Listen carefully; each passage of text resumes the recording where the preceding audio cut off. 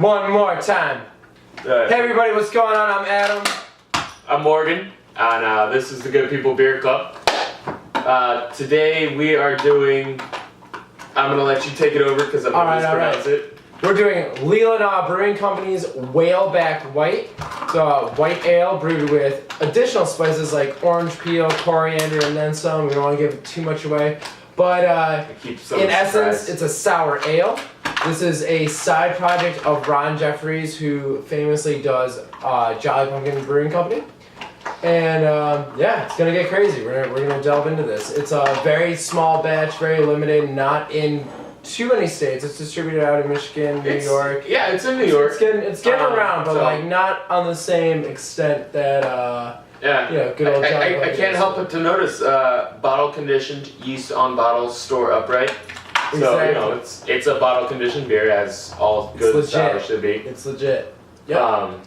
So yeah, I'm really excited. It's a traditional, well, it's brewed in the style of a traditional white.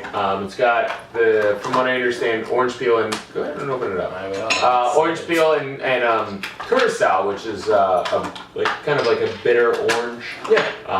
Like to the Europe. Yeah, absolutely. You did your research. I did my research. And the best thing I love about these bottles too is they still follow in the same Jolly Pumpkin tradition of labeling when exactly it was bottled. So this has been bottled in August.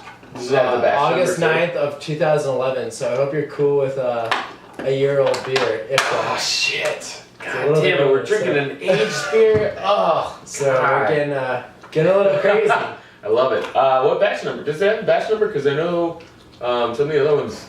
They definitely have. Let's see. No, we're not dealing with a batch number, but it might just again. Well, I mean, in essence, this is. I mean, you find more bottles. Like if you went to the store and you were buying it, and you know they had a whole bunch of bottles together, most likely be that they would all be from the same batch. Like each would say bottled on this date. Okay. It wouldn't be like you go to the store and find like one from 2011, 2010, 2009. Yeah. 2015, you know, it's gonna be like until it sells out and they replenish it. But yeah, so this is exactly how long? It's a year and something months old. We're about year and 4 months. Yeah, 4 months. 4.5.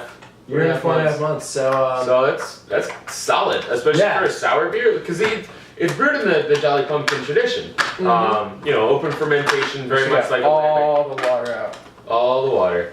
Right, cool. Yeah, so from what I understand, it's very traditional style, like the old. Pretty.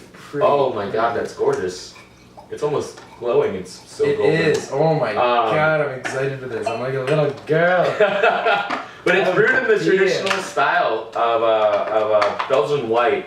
So it's got the coriander, the curacao, and then the twist is it's very traditional Ron Jeffries open fermentation lambic style beer. So the fact that we let this sit does not matter.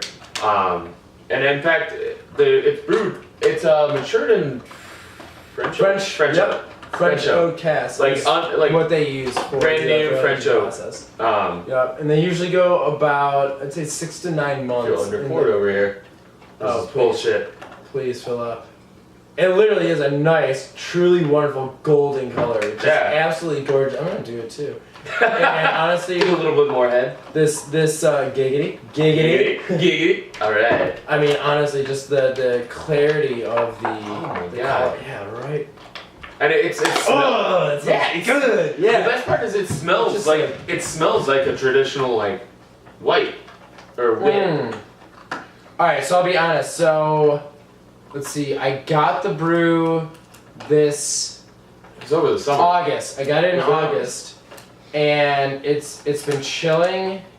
Or not chilling, it's been hanging out in a closet for probably since at least November. Alright. And then in November I put it in the fridge. It's been sitting in my fridge since November, so through December and throughout January. Most of January. So understood. It's probably a year and 2 months, just because the refrigeration probably killed the aging process. Definitely would. But still excited. It's still a year and 2 months. Yeah. No. So it's definitely got some age. You can definitely get some of that like that funkiness is coming through. This is gonna be fun. It reminds me a lot of That's just an American like wit beer. It has that very orangey. strong citrus. orange, citrus, coriander. It comes through really it's the most dominant flavor. It actually, I'm almost willing to say, the more I smell it, it reminds me a lot of a saison. Yeah. It's kind of I don't know if you've ever had the one that brings to mind right now is the Phantom saison. Not had that. Yeah, it's actually Phantoms. The batch I had was really fucked up, and I read a lot that other people had the same situation, but it was basically poured like snot. Yeah. But it smelled like this. Ah. So I'm a little hesitant, but yeah. it was the most delicious snot I ever tasted. Good deal. Yeah. Once you got past that terrible fact that it felt like snot. It felt like it looked like it. Yeah. Maybe it tasted like it. But yeah, nice unfiltered white ale. And clearly I'm delving in there. Yeah, go for it. It's not hazy, it is hazy like a traditional white. Oh man. That is. Oh yeah. You just feel it right here. Yeah, right. Like you feel your mouth just tighten up. It's like your cheeks get sucked in. Yeah. Oh. It reminds me of like Warheads in 4D. Yes. Except on steroids and for adults. Well, back in the day, it was always a competition. Like I first had Warheads. We green apple and black cherry. You still all black cherry all in your mouth. And the competition was to see who could hold it in their mouth the longest. Giggity. Sorry. I lost them. It was bound out. We weren't allowed to swallow. That's what you said.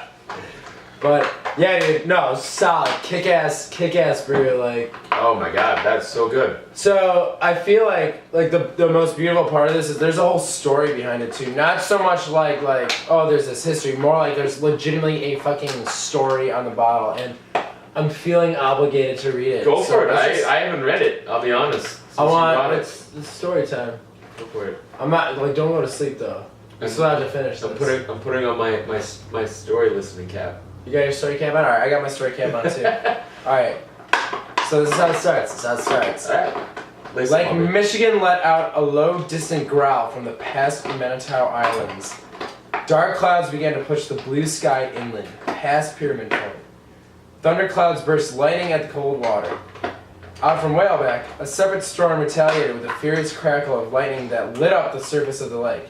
In the absence of waves and wind, these separate storms exchanged blows of thunder and lightning until competing giants agreed to combine, come ashore, and spill their rain upon the land.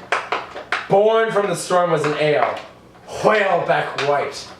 Handcrafted white ale brewed in the beer bonds tradition, oak-aged to enrich subtle aromas of coriander and bitter orange peel, pale, tart, and refreshing. It's a scary story. But yeah, truly just an awesome label too. Very natural, just give an idea. It's basically taking a picture of the Bay Area in Leelanau. And just a lot of stones, Lake Michigan at its finest, and the Whaleback sand dunes, which is why they call it. It looks like a fucking whale. No, yeah, that it does. Mm-hmm. I'll probably try and get a close up on this. If I don't, I'm sorry, I'm not very good with this. But literally in Michigan, these sand dunes upon which it lies, you have a Sleeping Bear, and then there's the Whaleback mountains, more or less just sand dunes. But honestly, it's if Long Island, which is also in the shape of a whale, was like turned into a dune and became rolling and this and that. It's the same concept, whatever. It's cool. Whatever, man. That's pretty sweet. Mhm. No, I felt like I was listening to like a fantasy story as it opens up, like the Dark Lord Whaleback. Exactly. Well, the storms are rising. Epic storm, and then boom, this beer was made. So just shit cray. Shit cray. But I was gonna say it's nice too, because like this ale is only around 5%. Let's see, I think it's 5.2% to be exact. But no, it's nice because it's sessionable. This is like I would like personally myself. I would genuinely bring this like on the lake on a boat while I was fishing or just hanging out. It's to be honest, my family and I, we drink a lot of Leelanau and Johnny Pumpkin up in our cottage, like on Lake Huron, and it's just it's you know a nice 750. You split it with someone, it's like it's awesome. It feels like almost. It reminds me a lot of a shandy. Mm-hmm. Like just that concept of a very refreshingly tart beer. Without the bullshit. Without the fucking lemonade. Without having to pour lemon. Without ever having to put lemonade in. All the flavor is derived from the beer. The tartness is from the beer. There's nothing added. It's just like Yeah. Well, what's interesting is that actually, it instead of referencing the white aspect, it went with beer blanche, which is kind of the French origin. Because I mean, they were the style originated in the French-Belgian border, so it depending on where it originates, it has different names in different contexts.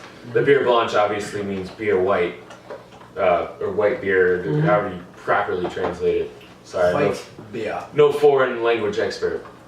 But yeah, so it's interesting that he references the French side. Yeah. Because I you know, especially with the white label, I just they're all poetics. I mean, you know, the Johnny Pumpkin side, there's always some story behind it. You know, some very ethereal, imaginative label going on. It's very like detailed, and you got the same thing going on with Leelanau, and yeah, just a phenomenal beer. And I gotta say, like, I've had this beer when it's been relatively freshly bottled or kegged, what have you, and having it now. Really, you know, like the thing I noticed most is I truly feel like the sourness becomes a little bit more pungent. It's a little more of like a punch to the taste buds. I believe it. But as far as like refining of any flavor, I really don't feel like any of the flavors were refined. Whereas they actually they are more prominent now, which I don't know, might be is I feel like genuinely opposite of barrel like yeah, oh yeah, bottle conditioning. When you let it sit, so I don't know. I'm very impressed and just loving what's going on. Yeah, the more I drink it, the more I just think I imagine like this lemon and grape peel in my mouth. Yeah, definitely. Yeah, definitely. Instead of the sort of like tannicky aspect of it, like definitely like grape. I feel skin. Yeah, but I feel like it's the tannins are very well hidden underneath this whole aspect of it. And dog's turn as well. Yeah, he knows what he wants. He is a beer dog. He definitely loves his beer. Yeah, I guess we're winding down here, so we'll sign off. But once again, Good People Beer Club. Remember, wherever there's good beer, there's good people. And dogs. And dogs, of course. And beer. And beer dogs. And people. And atmosphere.